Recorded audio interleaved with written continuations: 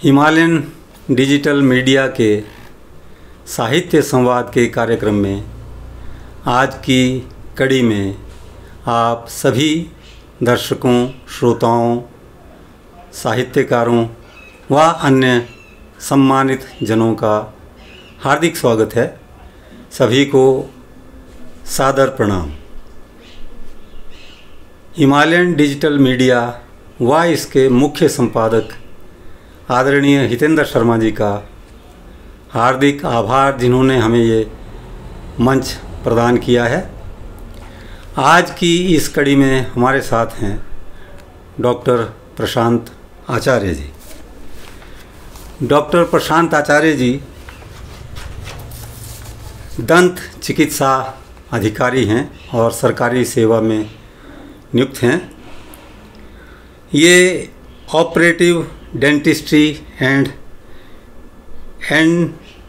Endodontics में विशेषज्ञ हैं, लेकिन इसके साथ ही ये और भी बहुत सी विशेषताएं रखते हैं।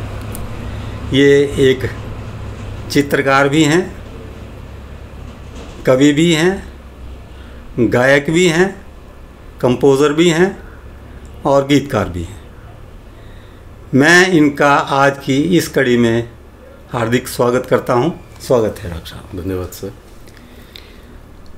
आप थोड़ा सा हमारे दर्शकों के साथ साझा करें कि आप एक विज्ञान के छात्र होके, एक चिकित्सा विज्ञानी होके, आपका ये जो रुचि है ये कला में और साहित्य में कैसे हुई? सर्वप्रथम तो मैं हिमालयन डिजिटल मीडिया और आदरणीय हितेंद्र शर्मा जी का हार्दिक आभार व्यक्त करता हूं, जिन्होंने मुझे इस काबिल समझा कि मुझे यहाँ आमंत्रित किया जाए। उनका हार्दिक अभिनंदन, आभार। सभी श्रोताओं को नमन। जैसा कि आपने मुझसे पूछा कि मेरा रुझान इस तरफ किस तरह से आया, तो मैं स्कूल जब during my school times, school से ही हम मॉर्निंग असेंबली में कुछ वाद्य यंत्र बजाते थे और मॉर्निंग असेंबली में जो भी गीत सुबह गाए बजाए जाते थे उसमें पार्टिसिपेट करते थे। तो इस तरह से धीरे धीरे हमारा जो रुझान है वो संगीत की तरफ थोड़ा सा झुकाव हुआ। आपकी शिक्षा दीक्षा कहाँ से आरंभ हुई? स्कूल से आपने बिलासपुर से आरंभ किया या किसी दूसरे ज़िला से शुरू किया? अपने पाठशाला के बारे में थोड़ा सा। सर, मेरे पिताजी बैंक में मैनेजर थे, तो उनकी पोस्टिंग शुरुआती वर्षों में कुल्लू डिस्ट्रिक्ट मंडी में रही। तो हम उस वक्त उन्हीं के साथ, जहाँ पे वो अपना जॉब करते थे, जहाँ पे उनकी सेवाएं थी, मेरी आरंभिक शिक्षा भी वहीं हुई है। तो मंडी में केंद्रीय विद्यालय है, स्कूल, केंद्रीय विद्यालय में आपने जी शिक्षा ली है। शिक्षा ली। तो और केंद्रीय विद्यालय में इन अभिरुचियों का बहुत ज़्यादा ख्याल रखा जाता है। मुझे थोड़ा सा इसका आभास है, पता है। तो आपकी जो स्कूलिंग है, आपका जो विद्यार्थी जीवन है, वहाँ से आपने ये इस तरफ आपका रुझान हुआ, जिसको आपने लगातार आगे बढ़ाया। तो आपकी एक पुस्तक शिवनाद जो है वो आपको इसका कॉपीराइट मिला है और शायद नज़दीक ही ये प्रकाशित होके सब जनों के सामने आए। तो मैं चाहूँगा कि आप इस जो आपका ये शिवनाद काव्य संग्रह है, इसमें से कोई कविता हमें सुनाएं अपनी रुचि की, जो आपको पसंद हो। जी सर। पहले तो सर मैं अपने सभी गुरुओं का और ख़ास तौर पे आपका आभार व्यक्त करना चाहूँगा, जिन्होंने मुझे मार्गदर्शन दिया और समय समय पे मुझे उचित इस चीज़ का जो नॉलेज है वो प्रदान की कि किस तरह से जो है ये इन चीज़ों में आगे बढ़ा जाता है। तो ये जो पुस्तक है ये शीघ्र ही प्रकाशित होने वाली है। तो इसकी इसमें बहुत सारी जो कविताएं हैं वो ज़्यादातर क्योंकि इसके नाम से भी जैसे इसका नाम जो चयनित किया गया है वो इसी आधार पे किया गया है, क्योंकि इसमें ज़्यादातर स्पिरिचुअल पोइट्री है। तो बहुत स्वागत है, हार्दिक प्रसन्नता हुई है जान के। जी जी। हाँ। तो जो शिवनाद है सर, इसमें जितनी भी स्पिरिचुअल पोएम्स हैं उनमें से कुछ पोएम्स जो हैं वो मेरे अपना ही जो आंतरिक आभास है उससे उसकी अभिव्यक्ति है और उसी से ही वो उसका उद्गार हुआ है। तो मैं इसमें अभी स्पिरिचुअल पोएम को ना छेड़ते हुए इसमें से हम एक और संवाद की पोएम जो है, एक संवाद की कविता है, काव्य रचना है, झूठ और सच के बीच में काव्य संवाद। जी जी। झूठ और सच का जो संवाद काव्य है, जो एक डायलॉग पोइट्री है, उसको हमने झूठ और सच को पर्सोनिफाई किया है, उनको उनका मानव के रूप में उनको उनका जो प्रतीकात्मक आपने प्रतीकात्मक उसको हमने उसको मानवीकरण किया है और उनका आपस में झूठ और सच का दो बच्चों के रूप में रख के उनको संवाद करवाया। वाह, बहुत खूब, बहुत अच्छी सोच है जी। तो और इस तरह की रचनाएं सर, जो पाश्चात्य हमारा साहित्य है उसमें बहुत ज़्यादा जो है वो काफ़ी ज़्यादा इस्तेमाल की गई हैं। जैसे विलियम शेक्सपियर ने लिखा है, उसमें जो भावों का मानवीकरण करके उनके बीच में संवाद करवाया गया है। तो उसी तरह की ये एक प्रयास है सर। स्वागत है जी सर। तो सच और झूठ सर, सच और झूठ।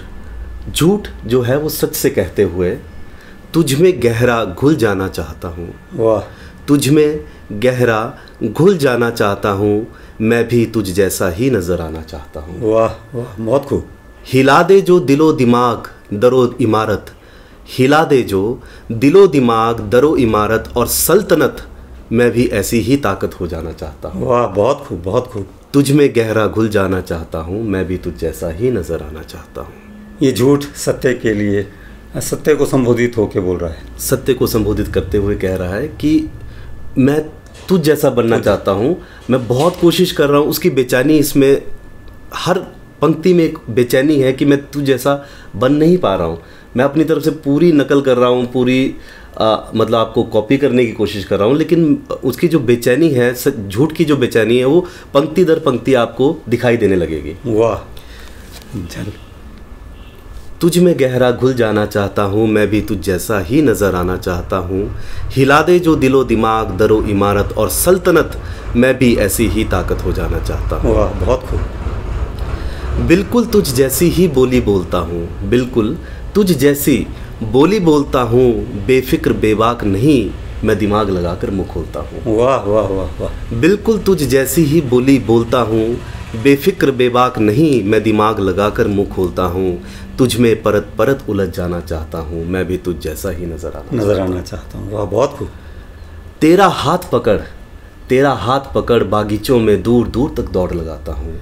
तेरा हाथ पकड़ बागीचों में दूर दूर तक दौड़ लगाता हूँ। बड़े मुश्किल से पर तेरे कदमों से कदम मिला पाता हूँ। कभी थोड़ा पीछे कभी कुछ आगे निकल ही जाता हूँ। कभी थोड़ा पीछे कभी कुछ आगे निकल ही जाता हूँ। मैं पूरा मैच नहीं कर पा रहा हूँ। ठीक है। बेचैनी है उसकी कि मैं नहीं बन पा रहा हूँ। सब सारी युक्तियाँ लगाने के बाद भी मैं सच नहीं बन पा रहा हूँ। मैं पकड़ा ही जाता हूँ कहीं ना कहीं।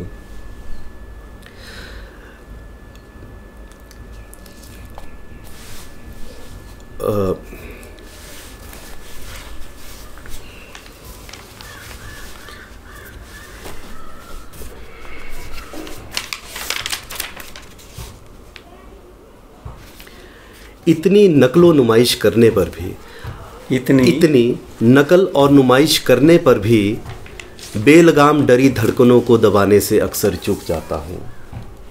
इतनी नकल और नुमाइश करने पर भी बेलगाम डरी धड़कनों को दबाने से अक्सर चूक जाता हूँ। बहार के रंगों में मैं किसी और स्याही में नहाया नजर आता हूँ। वाह वाह वाह। इतनी नकलो नुमाइश करने पर भी बेलगाम डरी धड़कनों को दबाने से अक्सर चूक जाता हूँ और बाहर के रंगों में मैं किसी और स्याही में नहाया नज़र आता हूँ। फिर अपने चेहरे की कालिख पे कोई और रंग चढ़ा नहीं पाता हूँ। फिर अपने चेहरे की कालिख पे कोई और रंग चढ़ा नहीं पाता हूँ और बेशुमार बनावटों के बाद भी मैं काला ही नज़र आता हूँ। वाह। और बेशुमार बनावटों के बाद भी मैं काला ही नज़र आता हूँ। मैं तेरे ही रंग में रंगना चाहता हूँ। मैं तेरे रंग में रंगना चाहता हूँ। मैं तेरे रंग में रंगना चाहता हूँ। मैं तेरे रंग में रंगना चाहता हूँ। मैं भी तुझ जैसा ही नजर आना चाहता हूँ। वाह। हूबहू तुझ जैसे ही नाक नक्श पाना चाहता हूँ।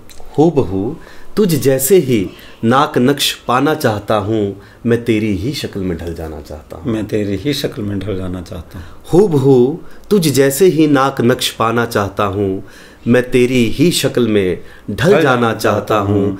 चुन चुन के कपड़े लाता हूँ। चुन चुन के कपड़े लाता हूँ और तेरे जैसे ही लिबास सिलवाता हूँ। वाह। चुन चुन के कपड़े लाता हूँ और तेरे जैसे ही लिबास सिलवाता हूँ। गाल फुलाता हूँ, पेट पिचकाता हूँ, जाने फिर भी क्यों मैं 19-21 ही रह जाता हूँ। वाह वाह वाह। गाल फुलाता हूँ, पेट पिचकाता हूँ, जाने फिर भी क्यों मैं 19-21 ही रह जाता हूँ। और सब तरकीबों के बाद भी तुझसे मेल नहीं खाता हूँ। वाह। और सब तरकीबों के बाद भी तुझसे मेल नहीं खाता हूँ। अब सच जो है, इसका जो उत्तर है वो प्रत्युत्तर जो है वो झूठ को दे रहा है और उसको एक नसीहत दे रहा है कि तुझे किस तरह से तू जो है अपनी परेशानी से पार पाएगा। तो सच झूठ से कहते हुए, यह सुन सच को दया आई। यह सुन सच को दया आई और उसने एक युक्ति सुझाई। सुझाई। क्यों इतना ज़्यादा जोर लगाता है? क्यों इतना ज़्यादा जोर लगाता है और मेरे हमराह इतनी जल्दी क्यों थक जाता है? वाह। क्यों इतना ज़्यादा जोर लगाता है और मेरे हमराह इतनी जल्दी क्यों थक जाता है? तुझे बस इतना करना है, अपने लिबास को नेकी के रंगों से भरना है। अपने लिबास को नेकी के रंगों से भरना है। उसमें ईमान की डोरी लगवा और इबादत की कढ़ाई से उसे सजा। वाह, बहुत खूब। उसमें ईमान की डोरी लगवा और इबादत की कढ़ाई से उसे सजा। इस तरह तू मेरे रंग में रंग जाएगा, मेरे नाको नक्श पा जाएगा और यकीनन मेरी ही शक्ल में ढल जाएगा। वाह, बहुत खूब। इस तरह तू मेरे रंग में रंग जाएगा, मेरे नाक नक्श पा जाएगा और यकीनन मेरी ही शक्ल में ढल जाएगा। तुझे बस इतना करना है, अपने लिबास को नेकी के रंगों से भरना है। क्यों तू भ्रम का धुआं उड़ाता है? क्यों तू भ्रम का धुआं उड़ाता है? अब झूठ के इंस्ट्रूमेंट्स का डिस्क्राइब किया जा रहा है कि झूठ किन किन इंस्ट्रूमेंट से अपने हेल्प लेता है। भ्रम। क्यों तू भ्रम का धुआं उड़ाता है और फरेब का जाल बिछाता है? क्यों तू भ्रम का धुआं उड़ाता है और फरेब का जाल बिछाता है, फिर खुद ही ठोकर खाकर लड़खड़ाता है और अपने ही बुने जाल में मेरे यार गले तक धंस जाता है। और अपने ही बुने जाल में मेरे यार गले तक धंस जाता है। फिर सांस लेने के लिए छटपटाता है। फिर सांस लेने के लिए छटपटाता है और रहम की गुहार लगाता है। सांस लेने के लिए छटपटाता है और रहम की गुहार लगाता है। क्यों तू इतना ज़्यादा जोर लगाता है? और जब झूठ पकड़ा जाने वाला होता है तो उसमें छटपटाहट होती है, वो और ज़्यादा झूठ बोलता है कि मैं पकड़ा ना जाऊँ कहीं। तू क्यों इतना ज़्यादा जोर लगाता है? तुझे बस इतना करना है, अपने लिबास को नेकी के रंगों से भरना है। उसमें ईमान की डोरी लगवा और इबादत की कढ़ाई से उसे सजा। इस तरह तू मेरे रंग में रंग जाएगा, मेरे नाक नक्श पा जाएगा और यकीनन मेरी ही शक्ल में ढल जाएगा। बहुत खूब, धन्यवाद डॉक्टर साहब। आपने ये बहुत अच्छा, ये जो लालसा है झूठ की, सच जैसे दिखने की और सच के समान चलने की, तो उसके बारे में ये जो आपने इसकी तुलनात्मक ये लिखा है और ये कविता लिखी है, रचना लिखी है, बेहद खूबसूरत रचना, और बिंबों का आपने बहुत अच्छा इसमें प्रयोग किया है। बहुत बहुत धन्यवाद। मैं आपको बधाई देता हूँ ऐसी एक रचना रचने के लिए। या आप एक और रचना हमें सुनाने की जी सर। कोई अपनी तरफ से कोई बड़ी ऐसी रचना जो आपको पसंद हो वो हमें सुनाएं, सब लोगों के लिए, सब श्रोताओं के लिए, दर्शकों के लिए आपका हार्दिक स्वागत है। सर एक और रचना अगर मैं इसमें से चुनूं तो आजकल के परिदृश्य को देखते हुए हर इंसान, हर आदमी आज की डेट में, आज के तिथि में दो अपने ही अंतर्द्वंद से घिरा रहता है। उसके मन में अंतर्द्वंद ये लगातार ये एक चला रहता है कि उसे क्या करना चाहिए, उसे किस रास्ते को चुनना चाहिए, क्योंकि फरेब और झूठ इतना ज़्यादा हो चुका है कि उसको ये समझ ही नहीं आता है कि मैं ये करूं ना करूं, मुझे क्या करना चाहिए। वो दुविधा में, द्वंद्वों में फंसा रहता है। दुविधा द्वंद्वों में फंसा रहता है और अंतर्मन के विरोध में, अंतर्मन के विरोध में उसको रास्ता दिखाई नहीं देता है। तो वो जो विरोध अलंकार से गढ़ित एक रचना मैं कुछ पंक्तियाँ अभी आपके समक्ष रखने जा रहा हूँ। इसमें हर शब्द का अपने दूसरे अगले शब्द के साथ एक पारंपरिक विरोध है और एक पंक्ति का दूसरी पंक्ति के साथ विरोध है, और जो इस विरोध से रस निकल के आ रहा है मैं वो आपके साथ साझा करना चाहता हूँ। जरूर, स्वागत है इरशाद। रचना का नाम है क्यों ना। क्यों ना, क्यों ना सागर को गहराई तक चीर दूं। वाह। सागर को गहराई तक चीर दूं या उन लहरों में तिनके सा बहूं। वाह। एक मन तो मेरा ये कर रहा है कि लड़ जाऊं सबसे, दूसरा मन कर रहा है कि नहीं छोड़ो, मुझे ऐसा नहीं करना है। मैं तो समझदार आदमी हूँ, मैं तो प्रबुद्ध हूँ, मेरे को पता है कि लड़ाई झगड़े का कोई नतीजा नहीं निकलता है, तो मुझे शांति का रास्ता ही अपनाना चाहिए। और एक मन करता है कि नहीं, इसका जिस तरह से मुझे ललकारा गया है उसी तरह से उत्तर दिया जाए। सागर को गहराई तक चीर दूं या उन लहरों में तिनके सा बहूं। विरोध का प्रतिशोध का क्यों ना मैं आत्मबोध का गीत बनूं। वाह, बहुत खूब। विरोध का प्रतिशोध का क्यों ना आत्मबोध का गीत बनूं। सूर्य तारों की उष्मा तपिश सोख खाऊं। मेरा इतना गुस्सा है मेरे अंदर, इतनी मेरे में ऊर्जा गुस्से से उत्पन्न हो रही है कि मेरा मन कर रहा है, मेरा इस वक्त मन कर रहा है कि मैं सारे सूर्यों को खा जाऊं। सूर्य तारों की उष्मा तपिश सोख खाऊं। फिर मेरा जो अंतर मन है वो कह रहा है नहीं, तू चांदनी में ही जल जा। सूर्य तारों की चांदनी में ही जल जा, कितना अच्छा बिंब आपने यहाँ प्रयोग किया है। हाँ। सूर्य तारों की उष्मा तपिश सोख खाऊं या चांदनी भर में ही जल जाऊं। वाह, बहुत खूब। सूर्य तारों की उष्मा तपिश सोख खाऊं या चांदनी भर में जल जाऊं। विवाद हो जाऊं, प्रतिद्वंद हो जाऊं। क्यों ना प्रेम सुधा बरसाता सचिदानंद हो जाऊं। वाह वाह वाह वाह, बहुत खूब। क्यों ना मैं ईश्वरी गुणों का ही अपने मन में विस्तार करूं और ये जो नेगेटिव ऊर्जा है, ये जो द्वेष है, जो गुस्सा है, इसको अपने अंदर से जो है ईश्वरी गुणों से इसको समाप्त कर दूं। मानव भेष आकर ले सभ्यता का पाल चलूं। जो मुझे सामाजिक कार्य दिए गए हैं मैं उसको अपना निभाता रहूं मानव भेष आकर, क्योंकि हर लाइफ का एक पर्पस होता है, हर जीवन का एक पर्पस होता है। हमें अपनी जीवन का पर्पस ढूंढना चाहिए और उसी से ही हमें राह मिलती है कि हम करने क्या आए हैं यहाँ पे। हम यहाँ पे कहीं भटक ना जाएं, उसके लिए हमें निरंतर हमें अपने मन में एक शोध करते रहना चाहिए कि हमारे जीवन का लक्ष्य क्या है। हम लक्ष्य से ना भटकें। ये जो गुस्सा है, ये जो द्वेष है, ये हमें अपने लक्ष्य से भटका देता है। मानव भेष आकर ले सभ्यता का पाल चलूं। क्यों ना संपूर्ण समस्त गवाकर पाषाण हृदय का हाल बनूं। वाह। मैं पत्थर हो जाऊं, मुझे फर्क ही ना पड़े बाहर क्या हो रहा है।